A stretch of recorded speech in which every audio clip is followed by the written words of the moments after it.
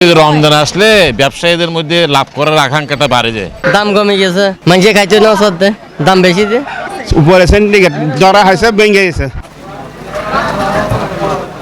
রমজানের শুরুতে যে বাজারে উত্তাপ সাধারণ মানুষের নার্ভিস শ্বাস তুলেছিল, সেই বাজার এখনো বইছে উল্টো হাওয়া। মাত্র কয়েকদিনের ব্যবধানে শসা, লেবু আর বেগুনের দাম নেমে এসেছে প্রায় অর্ধেকে। চট্টগ্রামের বিভিন্ন কাঁচা বাজারে এখন দৃশ্যপট বদলে গেছে। ইফতারের অতি প্রয়োজনীয় পণ্য শসা, যা কয়েকদিন আগেও 120 টাকা কেজিতে বিক্রি হয়েছে, তা এখন পাওয়া যাচ্ছে মাত্র 50 থেকে 60 টাকায়। তবে সবচেয়ে বেশি স্বস্তি মিলেছে লেবুর বাজারে। রমজানের শুরুতে এক হালি লেবু কিনতে যেখানে 100 থেকে 120 টাকা গুনতে হতো, এখন সেই লেবু মিলছে 60 থেকে 70 টাকায়। এছাড়া গাজর ও অন্যান্য সালাদ আইটেমের দামও এখন ক্রেতাদের নাগালের মধ্যে। বর্তমানে এখন একটা বিক্রি হয় 20 টাকা, আগের থেকে কিছু বাজারে এখন কমছে।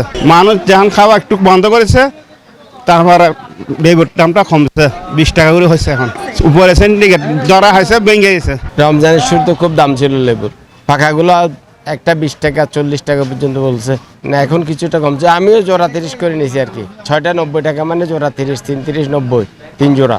এখন একটু কমছে, ভালো হয়েছে, তো আরো একটু কমলে ভালো হয়েছে।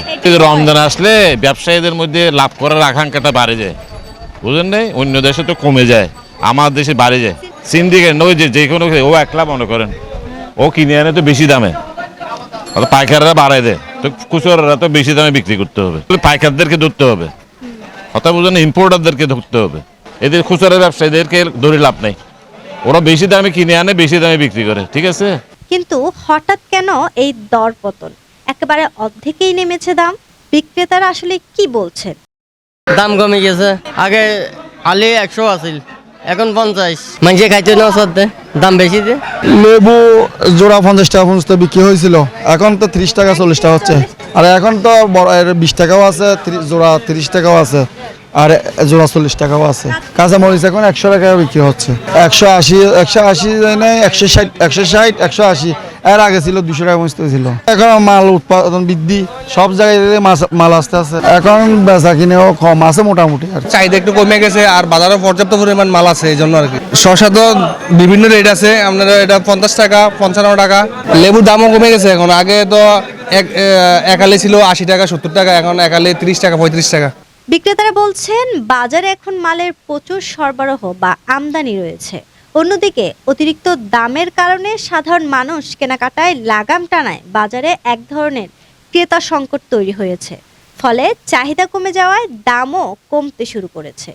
কাঁচা বাজারে এখন প্রায় ক্রেতা শূন্য বলা যায়। রমজানের শুরুতে যে লেবু প্রতি পিস 30 থেকে 50 টাকা বিক্রি হয়েছে, সেই লেবুর দাম এখন একেবারে অর্ধেকে চলে এসেছে। শুধু তাই নয়, শসা থেকে শুরু করে কাঁচা পণ্যের যে কাঁচামরিচ নিত্যদিনের প্রয়োজন, সেই কাঁচামরিচের দাম 180 থেকে 210 টাকা পর্যন্ত ছিল। সেই কাঁচামরিচ এখন 80 থেকে 100 টাকায় নেমে এসেছে, একেবারে অর্ধেক দাম।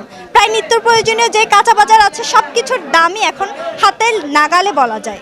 ব্যবসায়ীরা বলছে ঊর্ধ্বগতির দামের কারণ হচ্ছে সিন্ডিকেট। সেই সিন্ডিকেট ভেঙে দেওয়ার কারণে এখন ক্রেতারাও সন্তুষ্টি, এবং খুচরা ব্যবসায়ী যারা আছে তারাও এখন স্বস্তিতে ব্যবসা করতে পারছে। ক্রেতারা বলছে এই ধরনের সিন্ডিকেট যদি সব ক্ষেত্রে যদি ভেঙে দেওয়া হয়, তাহলেই কিন্তু স্বস্তি ফিরে আসবে। রাফরিন পপি, 24 টিভি, চট্টগ্রাম।